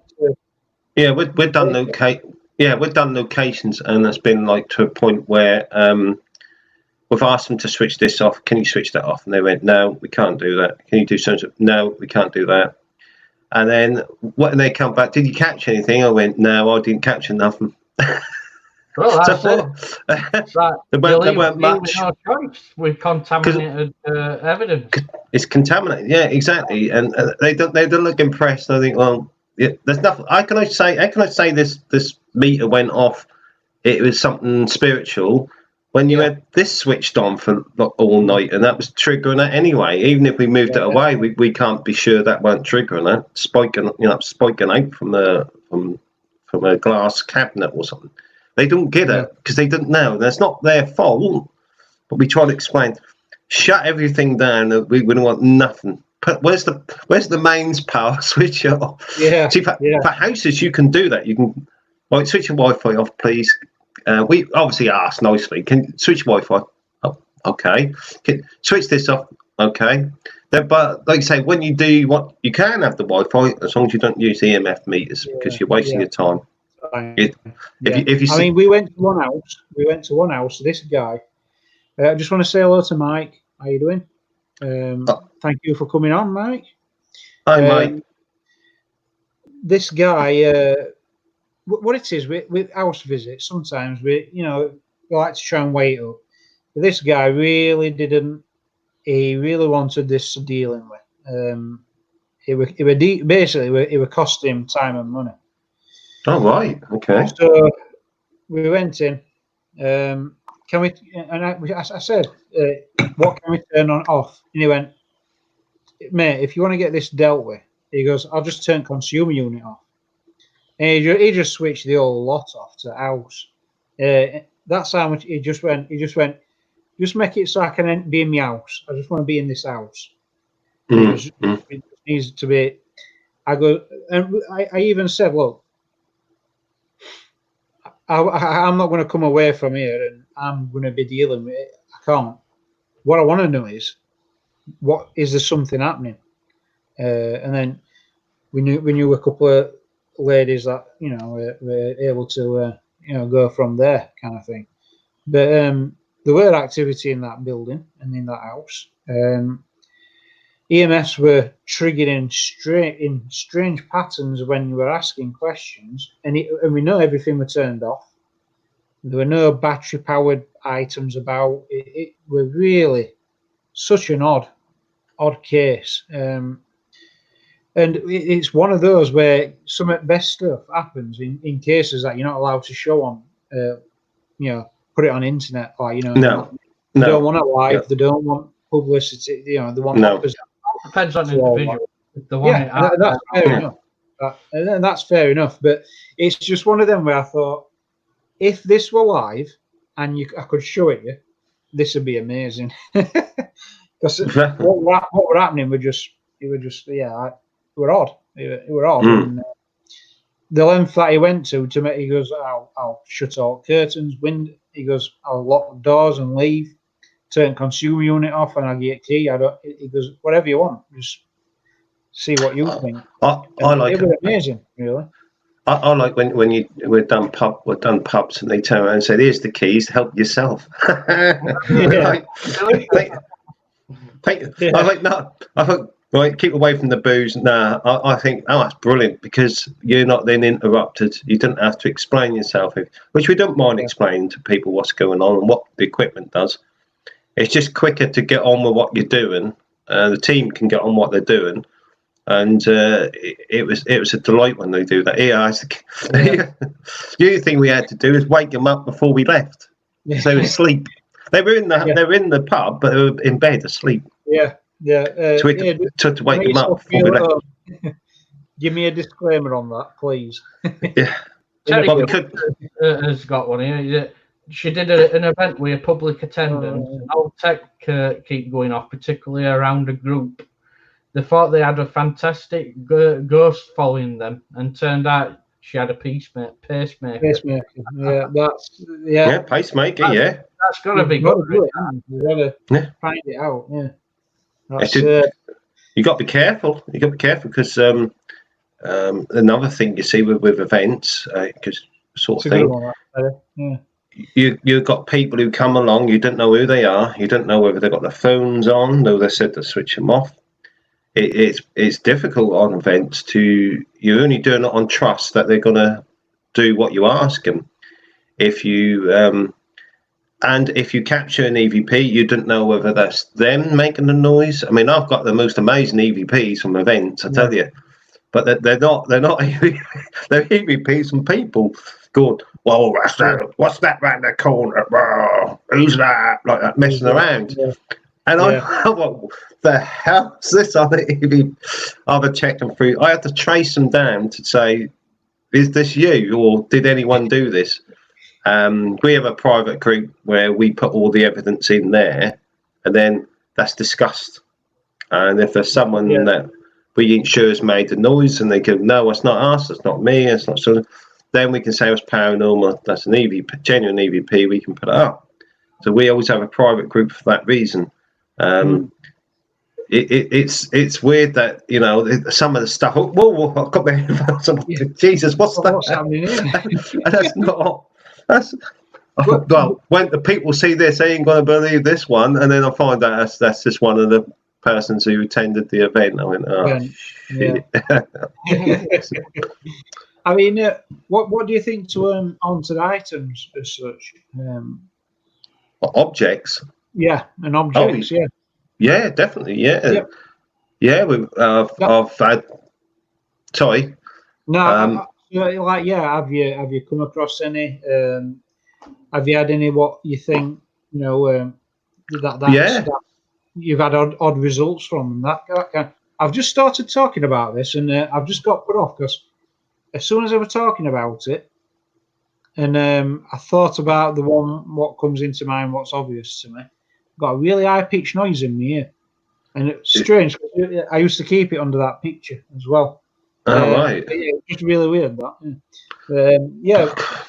That's why I do that. There's something going in my nugget. Where's that come from? It's not one of us. I don't know. I've asked someone to like I said, I think one of the fantastic. I mean, I weren't even there at the time, and there was someone in America who'd someone, poor lad, had where that property before they moved in, committed suicide, and there was a picture. There's a picture of him, I think, on the wall, and they were getting all different activity when they moved in, and the picture was still there when they moved in. They thought it's a lovely picture, so they'll leave it. Fair enough. So they had enough of the activity. There weren't super much I could do because distance-wise. Then they moved, and they got the activity moved with them. So they were asking me, what can I do, and all this to it. And I turned around and said, "Is there any, when you moved, how long you have to find out how long they lived there, the history of the property, And things like that. You have to go in a long depth into what you're dealing with, especially when it's following them as well. Yeah. Yeah. And is there something just suddenly happened? Have you lost someone recently? And it goes on. It's not a 5-minute job. And no. You go in depth, and this goes on. And I turned around and said, "Have you brought any objects with you when you moved?" And they turned around and said, "No." I said, "Are you sure?" And they went, "Yeah, definitely." And I go, "Well, if you do think of something, let me know." And then she found out that picture of that boy who committed suicide, her husband had took it with him and put it. That was in a box in their garage. That was in there, or near the garage in there. And I said, "Well, right, remove that object, put it in the. You got somewhere that you can take it quite far away. I mean, whatever." And they done it, and it all calmed down. Nothing, not a sausage. And we've never heard them more. No. I mean, when you ask about like, oh, is there any object? You probably won't think of that. You won't think of a picture, maybe, or especially if it's something what means something to you as well. Yeah, you won't let that enter your mind, maybe, So yeah. The worst thing when you do shops, right? You do shops, and they say we've had a poltergeist activity. Say we've had before in a shop. The mannequin kept getting turned in the other direction. That big, yeah. The EMF where the mannequin was huge. It just wouldn't stop. Whatever you put near it would go off. And there's no cables. Right. There's no cables, nothing. We're going, blooming hell, this is ridiculous. You can't even do a superb investigation. Because as soon as you switch the EMF meter off anywhere near there, we had to move them all on the end from there because the battery's drained in 5 minutes. Yeah. The energy was horrendous. And the weird thing is, we were thinking about whether it's objects, right? And it had about 150 different old objects in there from World War II, radios. And I'm going, oh, God, this is going to take forever. Yeah, I mean... You've got to get readings of every object and check every object. That was like... I mean, I've spoke to Irene before, and she said that's why she threw away most stuff from her haunted residence. I mean, that's really interesting point. But yeah, Terry Coop's there as well. I think there's a difference between reading psychometry from an object and an object being haunted. So yeah.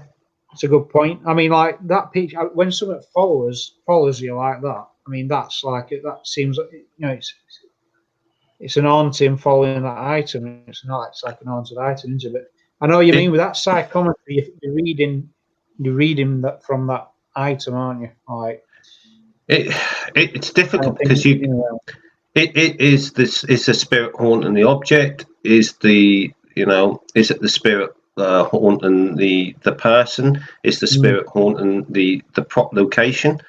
Yeah. Is it something that's already there? And it's nothing to do with any of it. It's difficult to determine what's what. Yeah. And only with experience and probing and testing and all the rest of it that you might get an answer. You're not guaranteed to get an answer. You're not. No.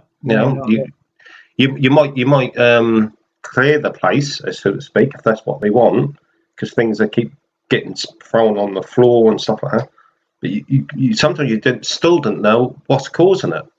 I mean, you do a clearance to clear the activity, and the activity does drop to nothing. How long it's going to last for, I don't know, because you can't guarantee that either. There's no guarantees in what you do. None. Zilch. Yeah. You can never guarantee anything. No, you can't, can you? Because I mean, you're dealing with something unknown. yeah, that's it. Yeah. So definitely. I mean, Irene still has. Irene still detects something around her to this day, and it's something we're still looking at, and things happen as well. And also, Irene as well. She lives in Japan. So first of Hello, all, Irene. Hope you're feeling better. yeah, definitely. I mean, She's been ill. first She's thing been I ill. do is look to see if there's other reports of that kind of activity. And I did an article. It's on his article site for WordPress, and it is a bit. There is quite a lot of activity in certain areas of Japan, and Oh yeah, I remember that. Yeah. and some legends and myths. I mean, we've got a lot of legends and myths, but when you look at other countries, and I think that's why it's great having a global thing happening. Hello, Debs. How you doing? When you've got a global network, it's great because when you look at like America, you've got people from America in talking to us, and people from Japan, and I mean, obviously, legends and history is so different, and you think, wow, it's amazing, and it is. I said, when I spoke to Michelle from Paranormal State, she's been on Paranormal Lockdown, and what's the other one? I forgot what they're called now. Portals from Hell with Jack, and I was speaking to her. Yeah, and I was speaking to her, and she said one of the most interesting places she'd love to visit is Iceland. Iceland, yeah. She's right. She said that it's one of the places that sort of people forget about, and apparently the energy there is massive. No, it is interesting. I wouldn't even thought of that place, to be honest with you, of all places. No, I'll be honest with you. No, I have that didn't come to mind, but straight away you're thinking about it, and you've got ley line set in a ley line way of thinking. That's what pops in my mind. You can walk. You've got faults, you've got volcanoes. You've got an area where there's a glacier meeting, Earth. I suppose, yeah. I never thought about that until you've just mentioned it there. I can see that definitely. Hello, Derek, Debs, and Diane. There's something there.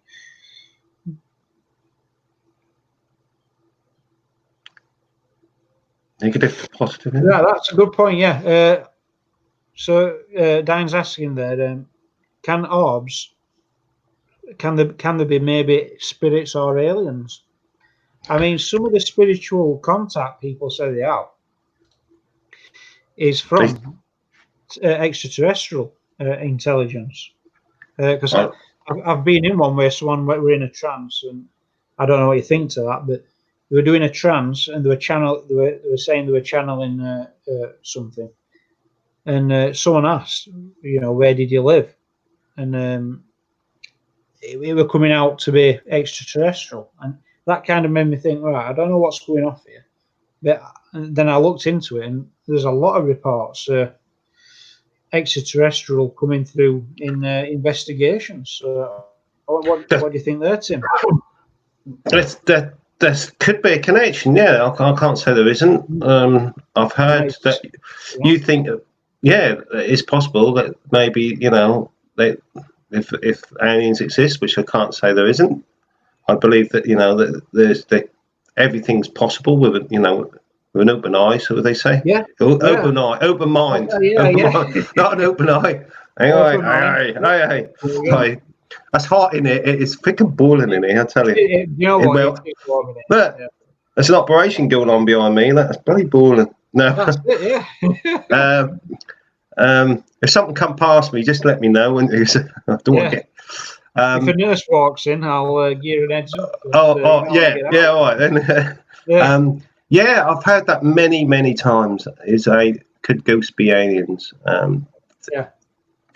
Possibly. Yeah, definitely. Not beyond. We had actually when we first started about 17 years ago. I took a picture near Stubbing, near where we live. We call it Stubbing Pit. And there were a picture with quite a lot of orbs in it, but then there were a mist in the background.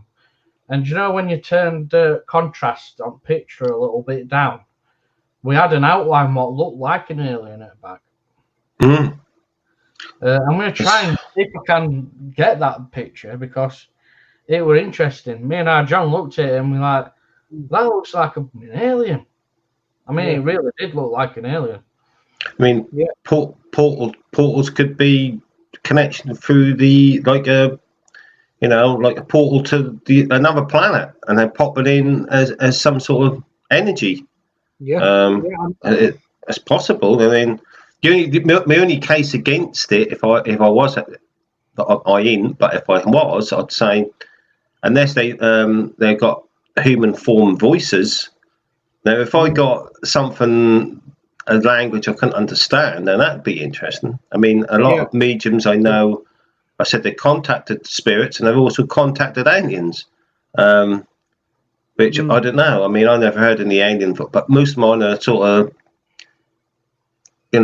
normal voices. Not my. I'd never catch an alien voice. That'd be interesting.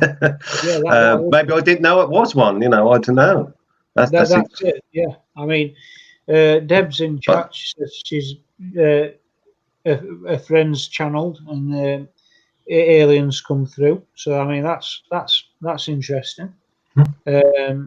Also, when it comes to the orbs around people, I had a theory. I mean, I were at a desk and I had a magnifying glass, and as an item went close to it, from an angle you couldn't see it in the magnifying glass, and as you got close, you didn't see the item. You saw a little black ball where shadow item is, and then it just starts coming through slowly like an orb. And I did a video, and we have got it on a site, and I thought to myself, all that is magnifying glass being at a curvature. And then I thought, well, if something's in a different field or energy or a different dimension, maybe you might have a curve going on because of gravity, light, energy. If there's two veils, maybe they're all curved.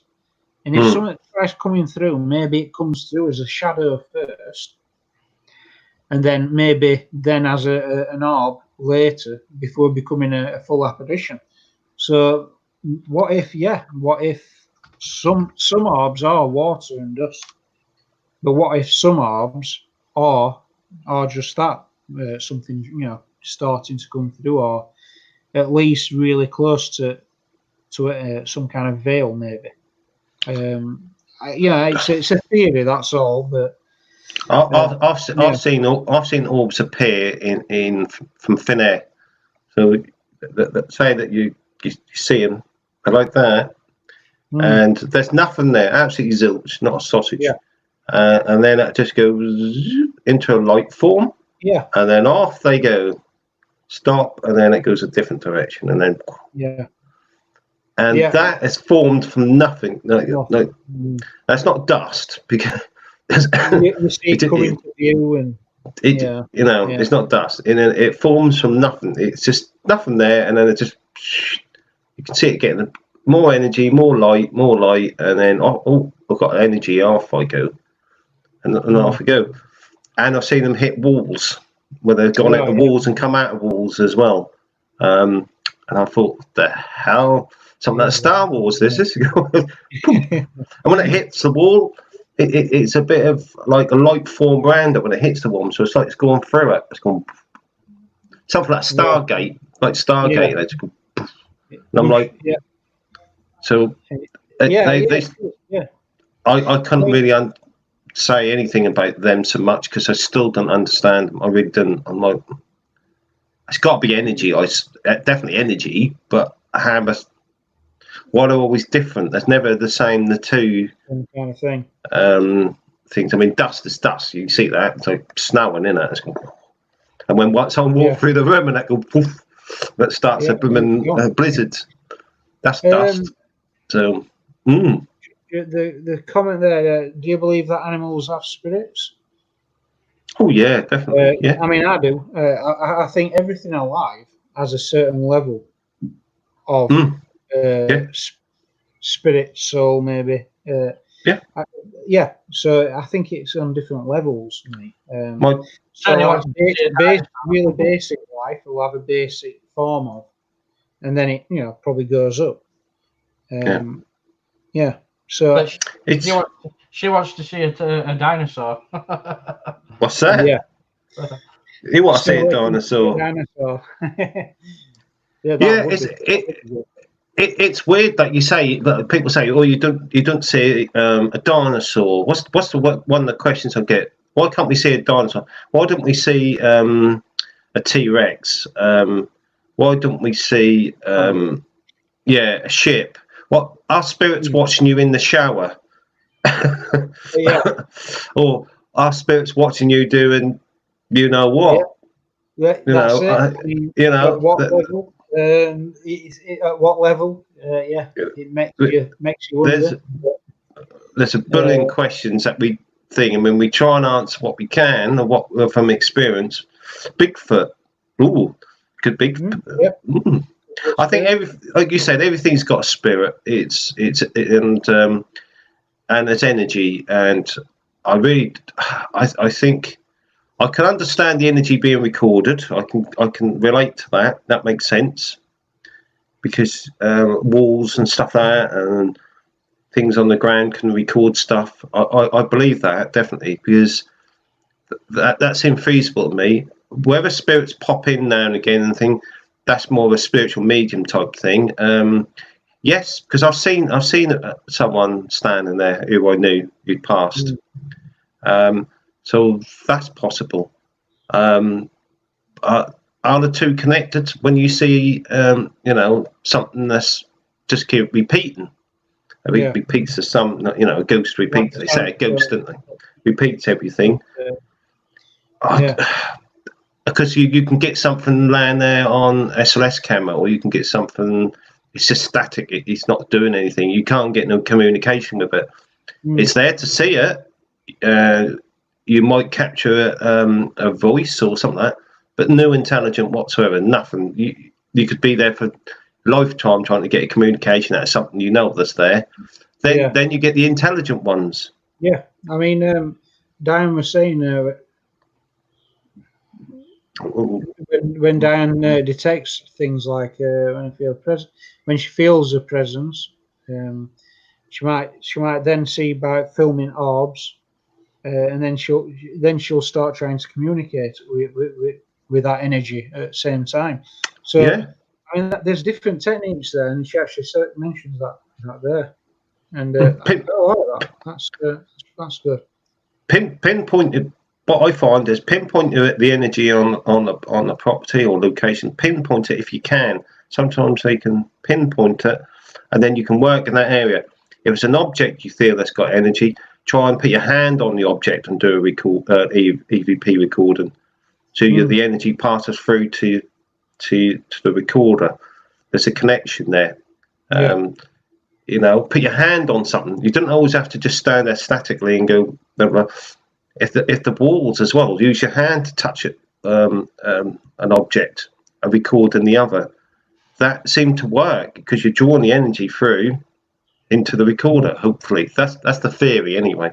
And that actually worked. I've tried that, and that's actually worked. Where one location we got no EVPs when the object an old object was sitting. I thought, hang on, put your hand on that and try that, and it worked. We were getting EVPs off the object by touching it. That's amazing. Thank you, Terry. Thank you, Terry Coops, and I hope you have a great day. So, good conversation. Yep, thank you. Thanks, Terry. Thanks for being in. Wouldn't seeing spirit depending on what level of intelligence the spirit has? That's a pretty good question. Well, what for me? You? What? For us all. I mean, what's your thoughts? Intelligence at spirit. I mean, it's a good one actually. I mean, thinking about it, I do think that if it's not really that intelligent, and when you say, "Well, can you go, to this device?" It's like, "Oh, what device is that? What's a device?" It probably is within a time of a year that I ain't got a clue what that kind of device is, and it's probably scared and then moves away. Also on different animals as well. I mean, there might be an energy matchup that's got to, for you to be able to communicate as well. So I get what you're saying, like that as well. How much this world looks, it looks totally different to the world it were in Victorian era. So how much would it relate to it? So yeah, I suppose there's a lot of things to look at there on, what would make that happen. I mean, let's think of spirit boards. I mean, Ouija boards. Can you spell out your name? They probably can't spell. There might be that issue. Yeah, so it could be, it could be quite complex on how it can happen. We will have to wrap it up soon. Actually, I tell you what my problem is. I've got my laptop. I had to plug it in. Now I've just felt charger, and it's red hot. I mean, this room's warm. It's very warm. And now my charger's warm. What's powering the laptop? It's hot to touch. So, only reason why I felt it is because I could smell something like warm plastic. And Whoa! That's my laptop as well. Remember, John? Yeah, no, it's your laptop, Phil. But yeah, a lot of great questions and comments. And thanks, Tim, as well, because it's been really interesting. Always a pleasure. Yeah, that's been good. Yeah, I'm normally in the evening. Sometimes the evening lives. I'm like pushing this heat. Tonight I've got a live tonight, and I'll be like, yeah, I know, yeah. I'll be Lynn going, wake up, get with the plan. Yeah, it is warm. I struggle in the heat. I struggle every day, but I struggle in the heat. I drink a lot of water when it's like this. Yeah, I've got hello, Heather, as well, new follower. Thank you for coming along. That's great.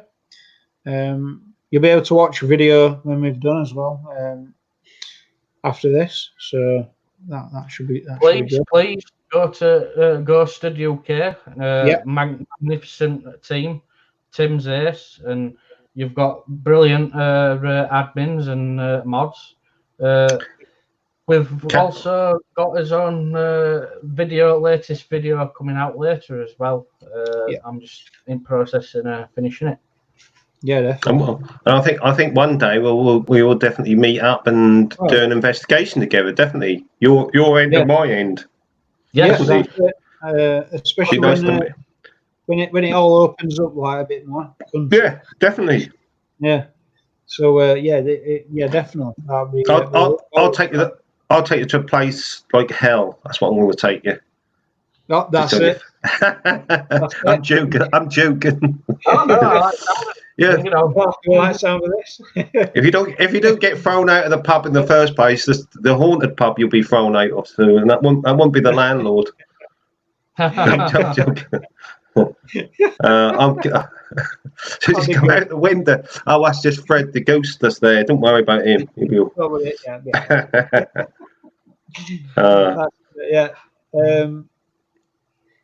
it's so also we're going to be having a guest on next week, and we're going to be. She's looking at different things like how a lot of there's a lot of ways that your mind can help you and your body heal. Oh yeah, healers. And this guest as well. She's really good at hypnotherapy, past life regressions. I've had hypnotherapy off of myself, and it were for one thing, and she knew that a cleaner diet would help, and she added that into the hypnotherapy. Anyway, a few weeks later, I've noticed food were left in the fridge, what I usually eat. And I'm thinking to myself, hey, I've changed here. And this were 2 weeks later. So I contacted her and I just jokingly said, hey, have you stopped me doing, the different things with my diet? And she went, well, I added it in, because I asked her to, whatever helps. And I'll, believe it or not, I'm losing weight as well. So right. It worked. And one thing as well is I don't snack as much. it was the snacking bit what were doing me. And I went from that to within 2 weeks, I noticed myself I went snacking. I didn't have that urge to do it. And so that definitely helped. But one thing that she wants to look at is about staying positive, things like that, and how it helps a lot through life. But also, we were looking at whatever your guys think. There's past life regressions. We noticed what people in comments said, maybe looking at topics to cover, and they said, look at where the phobias come from. So we're going to ask an L to look at that. But yeah, what else do you think, Tim? If there's anything there, what you'd like to cover? Well, I think I need something like that. I mean, before when I used to have my dinner, I used to eat up the table. Now I don't need it now because I can put my curry on my belly now and eat from there. Since the lockdown, I'm like, really? Is that since lockdown? Yeah. It's your stomach is like the best holder of anything now. You can put whatever you want on it. Just sit there. And superb. No, I think it's amazing. Yeah, I think if it does people good, and which mentally, and whatever, that's a fantastic thing. If that helps people, then good for it. I mean, there's nothing wrong with it. I mean, you can even say that about religion in a way. People need religion to feel better and relax through religion. It's like a drug to them. If you're religious, you feel blessed. So if a priest bless you, you think, and that's just making you feel relaxed and better in yourself. Positive reinforcement. I think. Yeah, it's a fantastic thing that I've got no problem with it. I mean, also when you go into an investigation, you don't want to be in that negative zone because likes attract in energies, and it can turn you. It can turn you positive to negative when you go to certain locations. So if you're going in, if you're going in negative already, you could let something may creep in there. Definitely. So the atmosphere changes. I think it's like those kind of things. Those kind of subjects I've always been really interested in, and also I think everyone can benefit from the old positive. Keeping yourself positive, looking at how to heal yourself in a way through different manners, different ways of looking at things. There's loads and loads of thousands of different spiritual Buddhism, is it? There's lots of different, and mind healing is a fantastic thing, I think. Because I think we all could do a bit of that at the moment. I think definitely. And that's what I think. I think these chats I've enjoyed these chats, and there's a lot of celebrities that have done lots of things over social media, and it does help. We'll look at that. As a guest, she's called Anel, and she'll be coming on shortly. I hope everyone tunes in. And if there's anything you want to cover, past life regression, phobias, and so on, put them in comments. Let us know, and we've got one on Friday. We got one on Friday night as well. I forgot his name now. He's gonna kill me. I think he's done a few. I think he's done John 6 Sense. I think, if I'm right.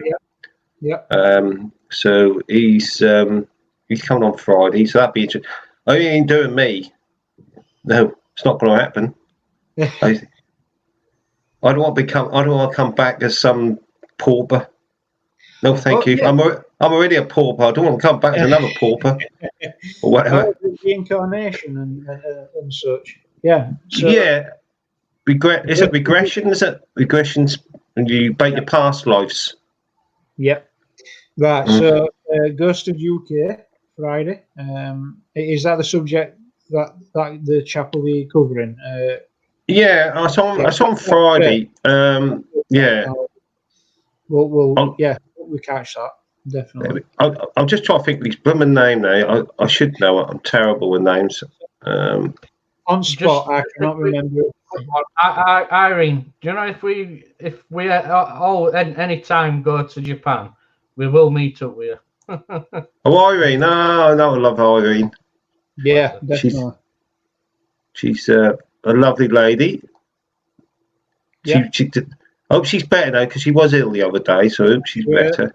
Yeah, she will. Oh, do you know, I can't remember the woman's name now. I'm terrible with name. Oh God, what am I like, guys? Terrible. It's okay. What we'll do is we'll post that up on this page, so everyone knows as well for Friday. Paul Goddard, I think it's Paul Goddard. Oh, yeah. I know that. I know the chap. Yeah. Yeah, right. I did know it. It was up there somewhere. It's called Google. That's all. Yeah, and it's like Deb's Harris just said there. Past life. That past life. It's really interesting. It matches up to things about yourself that you found. That's. Well, you talk about UFOs quickly before you say. They said about UFOs. There's also people. I think as projecting. I can't remember the name. When you project yourself, and people think you're the ghost or spirit, but it's actually you projecting yourself out. Have you heard of that? Yeah, like an astral. I can't remember the word for it. Astral projection. Yeah. Astral projection. That's it. Yeah. We'll have to have a discussion on that one. Quite interesting. Definitely. Yeah, because that is something I do. I get a lot of information through my dreams. Believe it, I always have. So the spirit and ghost is actually you actually going out, haunting someone and coming back again. Coming back. Apparently, watch this space. So, I'll be visiting at night. That's it. Yeah, creeping about. So yeah, we'll have to go now. Yes. Because my charger is very warm. And I'm starving. Yeah, I'm starving. Yeah. Thank you for everyone that's been on. Thank you, Tim. So yeah, thank you, Ed. You'll catch me in a cup. Debs, Ghosted UK, Robin, thank you very much. And Carol. Definitely. So thank you to everyone that's been in. Heather, Derek. Yeah, that's good. Thomas. So yeah, it's been a really good chat, and well, we've been on your page. We've been on your chat before a few times, and you've got to come over again. You're always welcome. Definitely, yeah, we will. And same to you, to this, to Beyond Dimensions. Definitely pop over. It's been a good chat. And also, when it comes to the some of them questions that were asked about the animals, spirits, and different levels, I think I mentioned it on your live chat. Actually, I did ask these questions. I got a picture in my mind, but I couldn't draw it because I can't draw. And every time I try and draw it, it doesn't seem right. So I tried explaining the drawing in words, and I'm going to actually write. I've got it. I'm going to type it up, and I'm going to put it on this page. But I'll just say it is just what I got. So it's not like I'm saying this is fact or anything like that. So it's a theory that I'm going to put out there. I didn't sit and make it up or think it through. I asked the questions, and it's really weird. I got this image in my mind, and I wrote down what I thought it meant. So cool. Yeah, I'll share. I'll interesting. I'll type that up and I'll share that out. Yeah, definitely. Fantastic. All right then. So thank you, everyone. I'm going to find somewhere cool and eat something. It's chow. Is it chow? Yeah. I don't know. Yes, it's chow. Ciao for now. It's chow. I'm going to now eat some chow and say chow.